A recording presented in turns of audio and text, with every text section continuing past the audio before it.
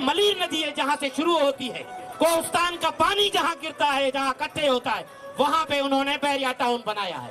कराची में 550 छोटे बड़े नदी नाले थे जहाँ से हमारा समंदरी बरसात का पानी समंदर में गिरता था। पर ताकत तय करेगी कि इंसाफ किसको मिलना चाहिए, ताकत तय करेगी कि किस कानून पे अमल दरामद होना चाहिए। हम ये हुक्मरान, ये आलमी साम्राज्य और उनके कंप्राडोर जो सरमाएदार हैं वो करते हैं, और उसका नतीजा हम मेहनतकश मजदूर, किसान, नौजवान भुगतते हैं। और ताकत बनकर हम तय करेंगे, अवाम तय करेगा कि इंसाफ कैसा होगा। कोई हमारा ऐसा और बहरिया टाउन के खिलाफ जो जदोजहद कर रहे हैं उनको कहाँ रखेंगे?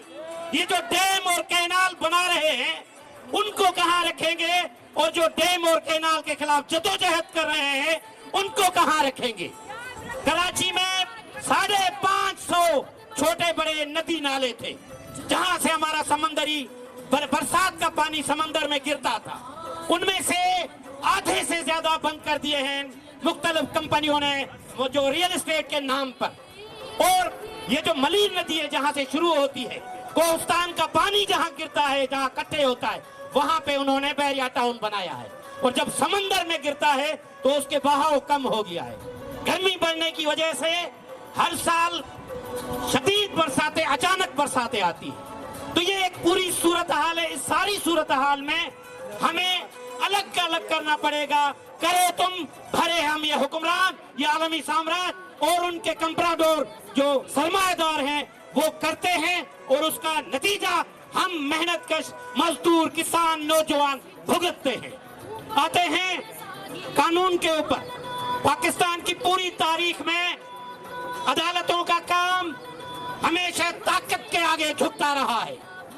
ये पूरी हिस्ट्री रही है। मौलवी तमीज़ुद्दीन केस, नुसरत भुट्टो केस और इस तरह के जितने भी मुकदमात में हैं, उन सारे मामलात में अदालतों का रोल ये होता है। मगर कभी कभी जब आवाम ताकत में आती है तो थोड़े बहुत आवाम के मामलात भी उठाए जाते हैं, मिसिंग पर्सन्स के केसेस भी उठाए जाते हैं। ये सारे मामलात होते हैं। कहीं न कहीं वो जो मामला है, उनके जो आवाम दुश्मन इक़दामात होते हैं वो पीछे जाते हैं। भाई आइन में आर्टिकल 9A माहौलियात के तहफ़्फ़ुज़ की जमानत देता है, मगर 26वीं और 27वीं तरमीम के बाद ये साबित कर दिया गया है कि अब मुस्तकिल तौर पर ताकत तय करेगी कि इंसाफ किसको मिलना चाहिए, ताकत तय करेगी कि किस कानून पे अमल दरामद होना चाहिए, ताकत तय करेगी कि किसी को एहतजाज की इजाजत होगी नहीं होगी। अगर ये तय कर दिया गया है कि ताकत ही तय करेगी कानून को, ताकत ही तय करेगी इंसाफ को, तो फिर उनके मुतासिरीन ये करोड़ों मजदूर है, उनके मुतासिरीन ये करोड़ों किसान हैं, उनके मुतासिरीन ये करोड़ों लाखों की तादाद में तुलबा है, उनके मुतासिरीन ये करोड़ों की तादाद में हमारी माएँ बहनें हैं।